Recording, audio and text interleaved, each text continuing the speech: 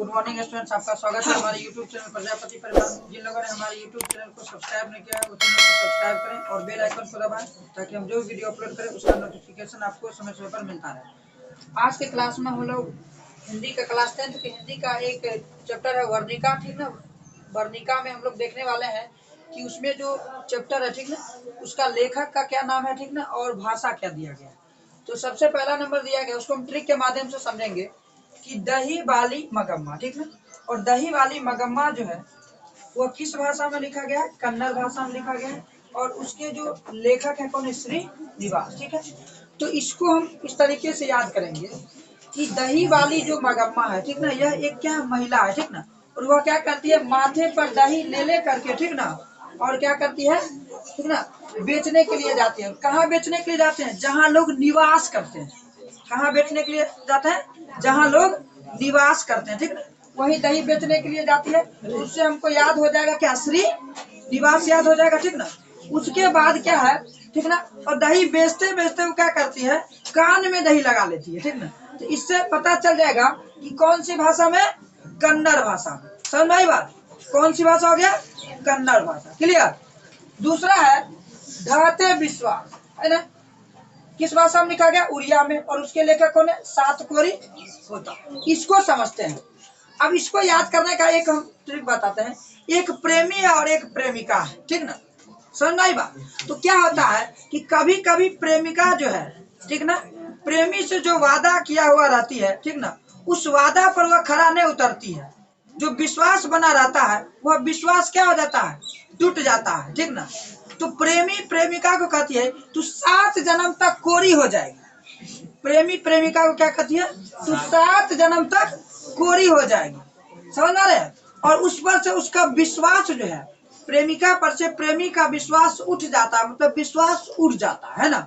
विश्वास उठ जाता है मतलब विश्वास उड़ जाता है ना। तो उड़ जाता से याद हो जाएगा उड़िया, और 7 जन्म तक कोरी हो जाएगी, इससे याद हो जाएगा 7 कोरी होता। क्लियर हुआ? समझ में आई बात? उसको आता है माँ। माँ का लेखक क्या? अच्छा, माँ जो है किस भाषा में लिखा है? गुजराती। और उसके लेखक कौन है? ईश्वर पेटली। पता है माँ जो होती है वह ईश्वर का ही क्या होती है? रूप होती है। माँ जो होती है वो क्या होती है? ईश्वर का ही रूप होती है, ठीक ना। और जब माँ गुजर जाती है तो कहाँ चली जाती है? ईश्वर के पास चली जाती है। तो पता चल जाएगा कि माँ गुजर गई और कहाँ चली गई? ईश्वर के पास, ठीक ना। पता चल गया कौन सी भाषा? गुजराती भाषा। और लेखक कौन है? ईश्वर पेटली। एक नगर, नगर का किस भाषा में लिखा गया? तमिल। और उसके लेखक कौन है? सुजाता।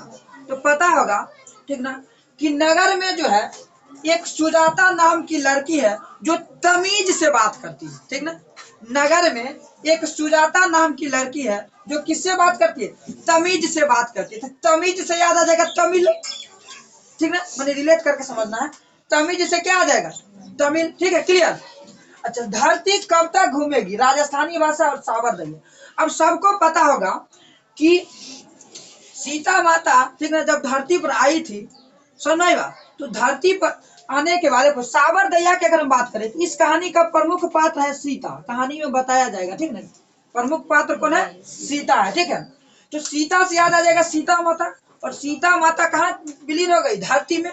धरती माँ को बुला करके, ठीक ना, और कहाँ चली गई? धरती में चली गई।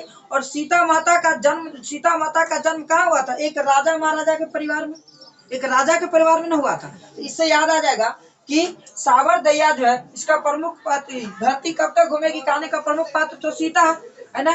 और सीता माता कहाँ विलीन हो गई थी? अंत में जाते धरती माता के पास अंदर चली गई थी, ठीक है। यहाँ से आ जाएगा धरती कब तक घूमेगी। समझ में आई बात? ठीक है ना। और कहाँ जन्म ली थी सीता माता? किसी राजा महाराजा के यहाँ, है ना। इससे याद आ जाएगा राजस्थानी भाषा। क्लियर हुआ? ठीक है। तो इस तरीके से हम लोग ट्रिक के माध्यम से, ठीक ना, इस वर्णिका में जो आपको दिया गया 5 को चैप्टर, ठीक ना, उसका लेखक और भाषा हम लोग याद कर लिए बेहतरीन तरीके से।